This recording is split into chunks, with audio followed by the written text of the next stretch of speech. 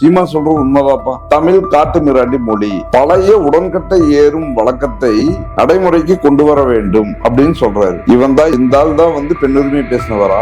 ஐயோ, ஏற்பட்ட மனுஷனா இது என்னங்க இப்படி பேசியிருக்காரு? கொடிய நாடு அப்படிங்கிறாரு. இந்த நாட்டை கொடிய நாடுங்கிறாரு. ஐயோ, இந்த நாட்டையே கொடிய நாடுன்னு சொல்றாரா? நாட்டுப்பற்றே இல்லையே இந்த ஆளுக்கு. நம்ம நாட்டையே இப்படி சொல்லலாமா? அயோக்கிய பையன் இந்த ஆளு அப்படின்னு நம்ம சொல்லலாம். ஏன்னா அது கொடிய நாடுன்னு சொல்லியிருக்காரு. பெரியார் அந்த வார்த்தைகளை சொல்லிட்டு அதுக்கு முன்னத்த வார்த்தையை நீங்க படிச்சீங்கன்னாலே உண்மை என்னன்னு தெரிஞ்சிடும். வணக்கம், நிர்மல்குமார், திராவிடர் விடுதலை கழகம். சீமான் அப்படிங்கிற இந்த கலிசட நாயி தொடர்ச்சியா வந்து டெய்லியும் ஒருத்தன் பொய்களையும் அவதூறுகளையும் பேசுறதுக்காகவே ஒருத்தன் உட்கார்ந்து குழந்தை வீட்டு பாடம் படிக்கிற மாதிரி படிச்சு தயாராகி வந்து பரப்புவதையே வேலையா வச்சிருக்கான். அப்படி இப்ப டெய்லியும் பேசிட்டு வர்றத நீங்க எல்லாரும் பார்த்துருப்பீங்க. பேசுனது எந்த ஒண்ணுக்குமே வந்து இப்ப வரைக்கும் வந்து இதா இந்த புத்தகத்தில் இருக்கு, இப்படி இருக்கு அப்படின்னு சொல்லிட்டு ஒரு ஆதாரமும் எதுவுமே இப்ப வரைக்கும் காட்டல. ஏன்னா அவன் பேசுனதுல அந்த வார்த்தைகள் எல்லாம் இருக்கான்னா இருக்கு, ஆனா அதை இல்லைன்னு நாங்களும் சொல்லல.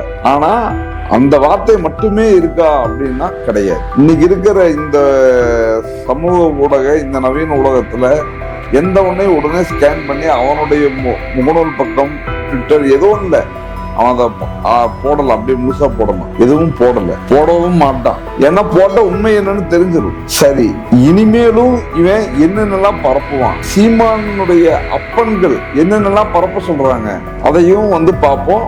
இன்னும் சொல்ல போனா நாங்களே கூட எடுத்து தர்றோம், இப்படி எல்லாம் கூட பரப்பலாம் அப்படின்னு சொல்லி அதை பத்தி இன்னைக்கு பார்ப்போம்.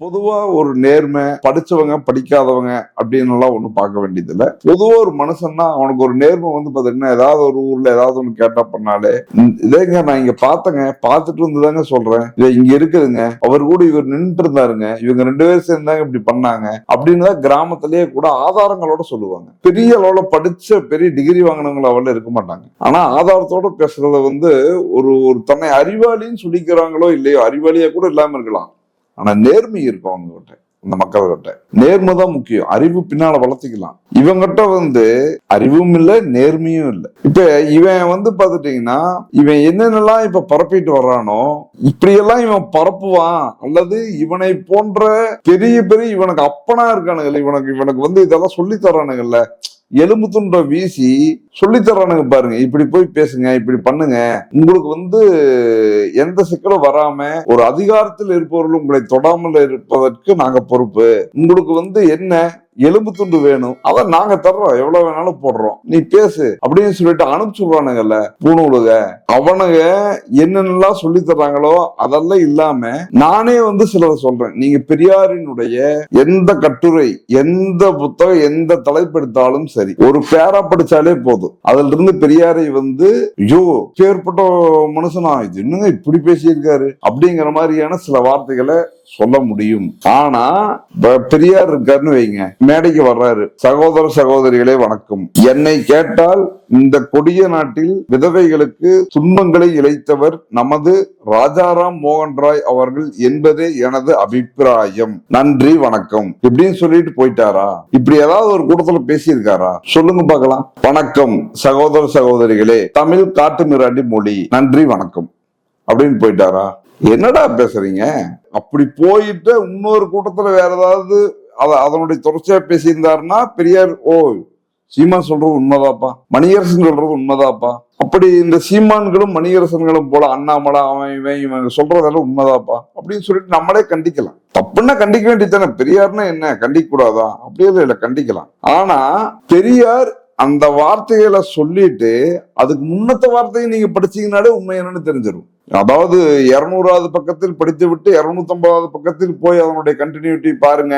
அப்புறம் 1950 சொன்னாருங்க, 1952 அது போலவே இப்படி சொல்லியிருக்காருங்க, அதுக்கு பதில் இப்படி சேர்த்து சொல்லியிருக்காருங்க அப்படின்னு சமாளிக்கவும் நம்ம தயார் இல்லை. ஆனா பெரியார் என்ன சொன்னாரோ அதற்கு அடுத்த வார்த்தையை படிச்சாலே உண்மை தெரிஞ்சிடும், அதுக்கு முன்னத்த வார்த்தையை படிச்சாலே உண்மை தெரிஞ்சிடும். இவனுங்கெல்லாம் இப்படி வந்து எதிர்காலத்தில் இப்படி எல்லாம் பேசுவானுங்க, இப்படி எல்லாம் பரப்புவானுங்க அப்படின்னு தெரிஞ்சுதான். நான்லாம் வந்து சில முறை வந்து பெரியார் படிக்கும் போது பெரியாருடைய கட்டுரை ஆரம்பிச்சா கமா ஃபுல் ஸ்டாப்பே இருக்காது, அப்படியே கண்டினியூட்டியா போயிட்டே இருக்கும். என்னன்னா அது முடிக்க மாட்டாரு. அவன் என்னென்னலாம் தப்பு செஞ்சான், அவன் ஏன் தவறானவன், ஏன் கடவுள் இல்ல, ஏன் ஜாதி இல்ல அப்படிங்கிறதுக்கு அடுக்கடுக்கான ஆதாரங்களை சொல்லி கடைசியா தான் முடிப்பாரு.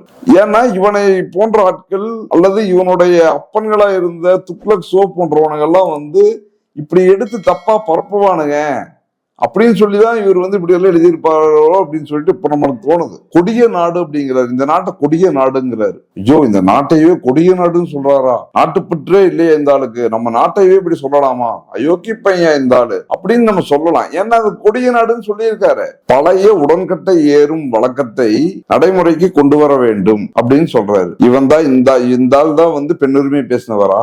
உடன்கட்டை ஏறும் வழக்கத்தை நடைமுறைக்கு மறுபடியும் கொண்டு வரணுங்கிறாரு. எப்பேற்பட்ட மோசமான ஆளு இவருதான் பெண்ணுரிமை போராளியா அப்படின்னு கேட்கலாம். ஆனா அதனுடைய முன்னத்த வார்த்தையும் பின்னத்த வார்த்தையும் என்ன அப்படிங்கறத அந்த பேராவை நான் படிக்கிறேன். இப்ப பாருங்க பெரியார் ஏன் சொன்னார் அப்படிங்கிறது உங்களுக்கு புரியும். இது முழுசா படிக்கிறேன். சீமான் போன்ற ஆட்கள் கட் பண்ணி எதையெல்லாம் சொல்றானுங்க, நீங்க முடிவு பண்ணிக்கோங்க.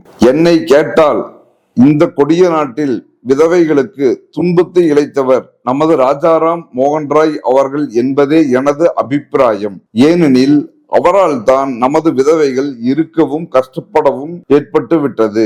எப்படி என்றால் மோகன்ராய் அவர்கள் உடன்கட்டை ஏறும் வழக்கத்தை நிறுத்தாதிருப்பாரானால், அதாவது தடுக்காம விட்டிருந்தாருன்னா, ஒவ்வொரு பெண்ணும் புருஷன் இறந்தவுடனே அவனோடு கூடவே அவன் பக்கத்தில் மாங்கல்ய ஸ்திரீயாகவே உயிருடன் கட்டையில் வைத்து சுடப்பட்டு கற்புலோகத்தை அடைந்து மோட்ச லோகத்தில் இருப்பாள். கற்புலோகமும் மோட்சமும் எவ்வளவு பொருட்டாய் இருந்தாலும் ஒன்று மாத்திரம் நிச்சயம், அதாவது உயிருடன் சுடப்பட்ட பெண்ணுக்கு 1 மணி நேரம்தான் கஷ்டம் இருந்திருக்க கூடும். ஆனால் அந்தப்படி நடவாமல் காப்பாற்றப்பட்ட விதவை பெண்ணுக்கு அவள் ஆயுள் காலம் முழுவதும் அங்குலம் அங்குலமாக சித்திரவதை செய்வது போன்ற கஷ்டத்தை வினாடி தோறும் அனுபவித்து வர நேரிடுகின்றதா இல்லையா என்றுதான் கேட்கிறேன். இதுதான் பெரியார். இப்ப இவன் என்னென்னலாம் இவன் பரப்புறானோ இது எல்லாமே அதில் அந்த வார்த்தைகள் இருந்ததான இருந்தது. பெரியார் அந்த வார்த்தைகளே சொல்லியுள்ளார். ஆனா அவங்க இப்ப ஒண்ணுல நம்ம ஊர்லயே நம்ம எடுத்துக்குவோம். நம்ம ஊர்ல இருக்கிற யாராவது கணவனை இழந்த பெண்கள் இன்னைக்கு 2025 நான் சொல்றேன், நாளைக்கே நீங்க ஒரு கல்யாணத்துக்கோ ஒரு சீருக்கோ எங்கேயாவது இந்து மத சடங்குகள் நடக்கிற இடங்கள்ல நீங்க போங்க. ஒரு கணவனை இழந்த பெண் பொட்டு வைக்கிறதுக்கு வர்றாங்கன்னா, அவங்க ஏதாவது வளையல் போட்டு விட வர்றாங்கன்னா அவங்கள ஒரு மாதிரி பார்ப்பாங்க. அவங்களும் நம்மளை இப்படி பாத்துருவாங்க பண்ணிடுவாங்கன்னு எவ்வளவு பேர் ஃபங்க்ஷனுக்கு போகாதவங்க இருக்காங்க. இதை பாக்குற எல்லாத்துக்கும் இது உண்மைன்னு எல்லாத்துக்கும் தெரியும். அப்ப 1930-40 எவ்வளவு கொடுமையா இருந்திருக்கும். எவ்வளவு அவங்க மூஞ்சிலே முடிக்க கூடாது. ஐயோ விதவை வர்றா, முண்டச்சி வர்றா, இவன் முன்னாடி நம்ம போனோம்னா காரியம் கெட்டுரும் அப்படின்னு சொல்லிட்டு எவ்வளவு அவமானப்படுத்தி இருப்பாங்க. அணுமணுவா சாகடிச்சிருப்பாங்க. அதுதான் பெரியார் சொல்றாரு. இப்ப அணுமணுவா சாகிறதுக்கு அவங்க அப்படியே உடன்கட்டை ஏறியே செத்துருக்கலாமே. அது எதுக்கு சொல்றாருன்னா பெரியாரு, உடன்கட்டை ஏறுறதை தடுத்துட்டீங்க, ஆனா தடுத்துட்டு அவங்களுக்கு மறுமணத்தை ஒத்துக்கணும், மறுமணத்தை செஞ்சு வைக்கணும். அவங்க மறுமணம் செஞ்சா அதை நம்ம ஆதரிக்கணும். மறுமணம் செய்யாமல் உடன்கட்டை ஏறுவதை மட்டும் தடுத்து விட்டு மறுமணம் செய்யாமல் விதவையாகவே இருப்பதற்கு அவர்கள் உடன்கட்டை ஏறுவதை மேல்னு சொல்ல வர்றாரு. அப்படியே சொன்னான்ல, உடன்கட்டை ஏறும் வழக்கத்தை மறுபடியும் நடைமுறை கொண்டு வரணும்னு சொன்னாருன்னு. இந்த பேராவுல இந்த 8-9 வரியில இடையில ஒரு வரி. ஆனா அந்த வரிக்கு முன்னாடியும் பின்னாடியும் படிச்சா பெரியார் ஏன் அப்படி சொன்னாருங்கிறது தெரியும். படிக்கிறேன்.